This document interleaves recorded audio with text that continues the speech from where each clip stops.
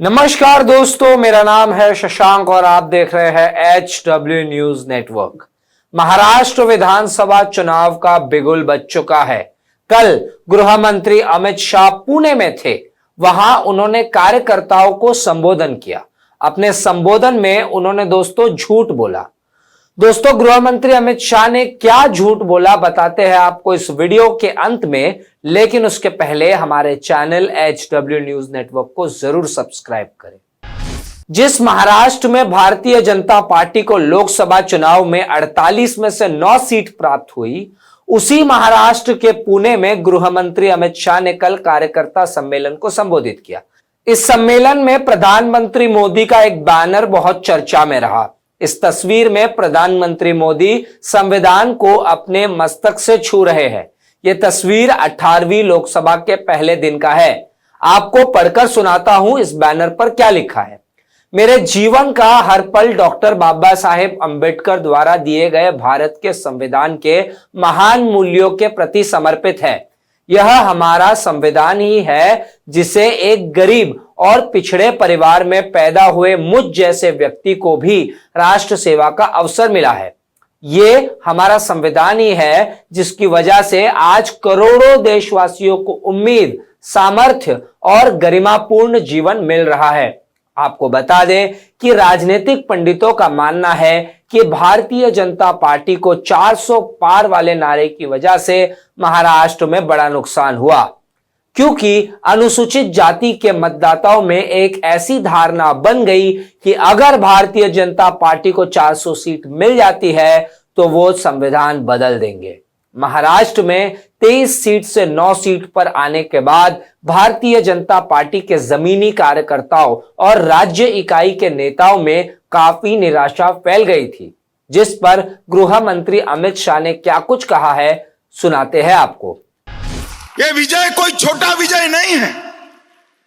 10 साल के काम के बाद जीरो एंटी इनकम्बेंसी के साथ तीसरी बार हमारा गठबंधन पूर्ण बहुमत लेकर निकला है। कार्यकर्ता को हताश होने की जरूरत नहीं है। आज मैं आपको कहकर जाता हूं, महाराष्ट्र चुनाव का परिणाम सुनिश्चित है। मेरी बात मानकर घर पे जाना, इधर उधर बातों में मत आना। महाराष्ट्र में अब तक का सबसे बड़ा विजय इस चुनाव में मैं दीवार पर लिखा हुआ पढ़ पाता हूं। प्रचंड बहुमत के साथ युति की सरकार बनी और युति की सरकार भारतीय जनता पार्टी के नेतृत्व में बनेगी। आप मेरे शब्द को ढंग से समझ कर रखिए। भारतीय जनता पार्टी के नेतृत्व में युति की सरकार अगले चुनाव में बनने जा रही है। गृह मंत्री अमित शाह की यह भविष्यवाणी सच होती है या नहीं, ये तो वक्त ही बताएगा, क्योंकि लोकसभा चुनाव के पहले अमित शाह जी ने तो यह भी कहा था कि कांग्रेस 40 सीट से ज्यादा नहीं जीत पाएगी और हार की जिम्मेदारी अध्यक्ष मल्लिकार्जुन खड़गे पर डाल देगी। अब दोस्तों, बताता हूं आपको कि गृह मंत्री अमित शाह ने क्या झूठ बोला। गृह मंत्री अमित शाह ने उद्धव ठाकरे को औरंगजेब फैन क्लब का लीडर बताया। साथ ही अमित शाह ने यह भी कहा कि उद्धव ठाकरे 26/11 मुंबई बम धमाके के आतंकवादी कसाब को बिरयानी खिलाने वालों के साथ बैठे हैं। पहले सुनिए गृह मंत्री ने क्या कहा है। देश की सुरक्षा को औरंगजेब फैन क्लब सुनिश्चित नहीं कर सकती Bharatiya Janata party. Aurangzeb fan club कौन है? जरा जोर से बोलो। औरंगजेब फैन क्लब कौन है? ठीक है, अघाड़ी वाले हैं। और उसका नेता कौन है? श्रीमान उद्धव ठाकरे औरंगजेब फैन क्लब के नेता बने। अपने आप को बाला साहब का वारिस कहने वाले उद्धव जी कसाब को बिरयानी खिलाने वाले लोगों के साथ बैठे हैं। उद्धव जी याकूब को छोड़ने की गुहार लगाने वाले के साथ आप बैठे हो। जाकिर नाइक को मैसेंजर ऑफ पीस बनाने वालों की गोदी में उद्धव जी आप बैठे हो। पीएफआई को सपोर्ट करने वालों की गोदी में उद्धव ठाकरे आप बैठे हो और संभाजी नगर का विरोध करने वाले की गोदी में उद्धव ठाकरे आप बैठे हो। आपको शर्म आनी चाहिए।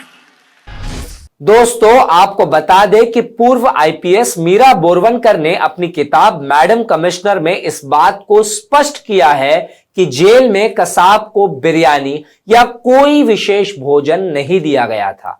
यही नहीं दोस्तों, उस समय के सरकार की ओर से वकील उज्जवल निकम, जो कि बीजेपी के मुंबई उत्तर मध्य से उम्मीदवार भी थे, उन्होंने एक इंटरव्यू के दौरान यह कहा, मैंने सिर्फ मीडिया संवाद में इतना ही कहा था कि कसाब ने मटन बिरयानी की मांग की। उतनी देर में ब्रेकिंग न्यूज चला दी गई और उस समय का जो विपक्ष में थे उन्होंने ऐसे नैरेटिव शुरू कर दिया कि सरकार कसाब को मटन बिरयानी दे रही है।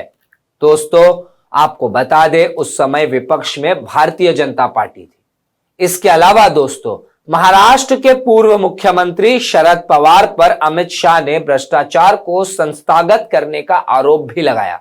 अब दोस्तों, दिलचस्प बात यह है, ऐसे ही मध्य प्रदेश में एक कार्यकर्ता सम्मेलन में एनसीपी पर 70,000 करोड़ के घोटालों का आरोप लगाया था प्रधानमंत्री मोदी ने।